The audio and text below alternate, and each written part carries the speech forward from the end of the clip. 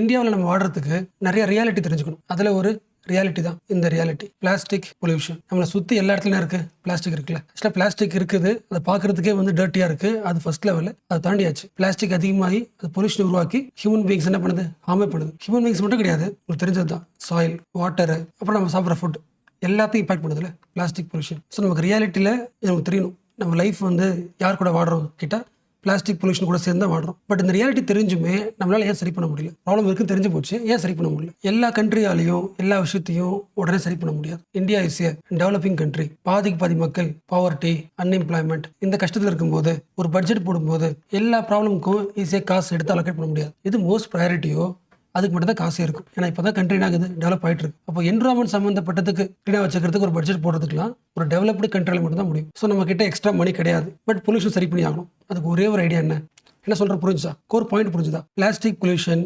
என்விரான்மெண்ட்டை harm பண்ணுதா, but அந்த ஹார்ம்னஸை சரி பண்ண முடியல. என்ன ரீசன்? பொல்யூஷன் சரி பண்ணுறதுக்கு டெக்னாலஜி தேவை.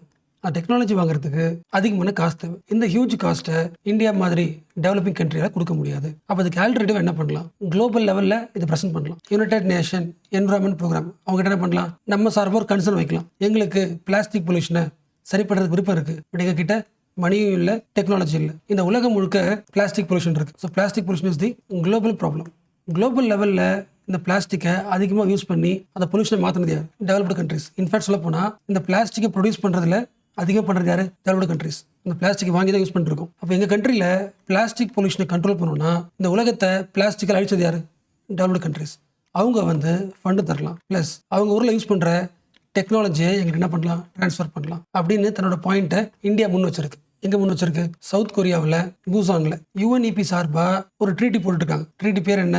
Global plastic treaty. இந்த ட்ரீட்டிக்காக நெகோசியேஷன் நடந்துட்டு இருக்கு.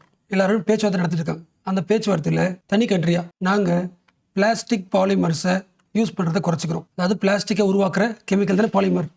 எஸ், இந்த கெமிக்கல் யூஸ் பண்ணுறதை குறைச்சிக்கிறோம். But we need fund and technological transfer. எங்கள் நாட்டோட நிலைமையை தெரிஞ்சுக்கிட்டு இந்த ஹெல்ப் பண்ணணும். ஹெல்ப்னு சொல்கிறத விட இது உங்களோட டியூட்டி, இது உங்களோட ரெஸ்பான்சிபிலிட்டி. ஸோ இந்த குளோபல் பிளாஸ்டிக் ட்ரீட்டி போடும்போது நேஷனல் சர்க்கம்ஸ்டான்சஸையும் கணக்கில் எடுத்துக்கங்க. எல்லா கண்ட்ரியாலையும் ட்ரீட்டியில் சொல்கிற மாதிரி காசு செலவு பண்ணி பொல்யூஷனை உடனடியாக கண்ட்ரோல் பண்ண முடியாது. பட் கண்ட்ரோல் பண்ணுறது எங்களுக்கு இன்ட்ரெஸ்ட் இருக்குது, அதுக்கான ஹெல்ப் வந்து டெவலப்டு கண்ட்ரிஸ் பண்ணணும். இந்த நெகோசியேஷன் போயிட்டு இருக்கு. So India asked for new funding mechanism. Plastic பொல்யூஷனை குறைக்கிறதுக்கான ஒரு ஃபண்டிங் மெக்கானிசம் டெவலப்டு கண்ட்ரீஸ்லேருந்து வாங்கி தரணும். நாங்கள் முடிஞ்ச அளவுக்கு சிங்கிள் யூஸ் பிளாஸ்டிக்ஸை யூஸ் பண்ணுறத தடை பண்ணியாச்சு. தடை பண்ணி என்ன பண்ண முடியும், எங்களால் அதை கண்ட்ரோல் பண்ண முடியல. என்ன ரீசன்?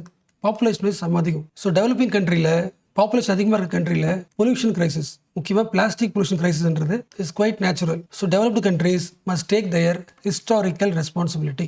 ஆக்சுவலாக இன்னொரு ஆங்கிள் இருக்கு. இந்தியாவில் வச்சுக்கிட்டா, இந்தியாவோட பாயிண்ட்ஸ்லாம் வச்சுக்கிட்டா இது எக்ஸ்ட்ரா பாயிண்ட். இந்தியாவில் மோஸ்ட்லி பிளாஸ்டிக்ஸ் எங்கே இருக்குது? லேண்டில் இருக்குது. இப்போ லேண்ட் என்ன ஆகுது? பொல்யூஷன் ஆகுது. பட் நெகோசியேஷன் முக்கியம் தான், பட் ரொம்ப சீக்கிரமாக இந்த பிளாஸ்டிக் பொல்யூஷன் ட்ரீட் இருக்குல்ல, இது சீக்கிரமாக வரணும். என்ன ரீசன்னா, நிறைய countries, for example Tuvalu, Fiji, இவங்க எல்லாருமே எங்கே இருக்காங்க? Their complete economy depend on marine. கடல் தான் பக்கத்தில் உங்களுக்கு எல்லாமே. ஸோ மெரைனில் பிளாஸ்டிக் கலக்குது. So plastic pollution is becoming marine plastic pollution. So these countries stressing for urgent global action.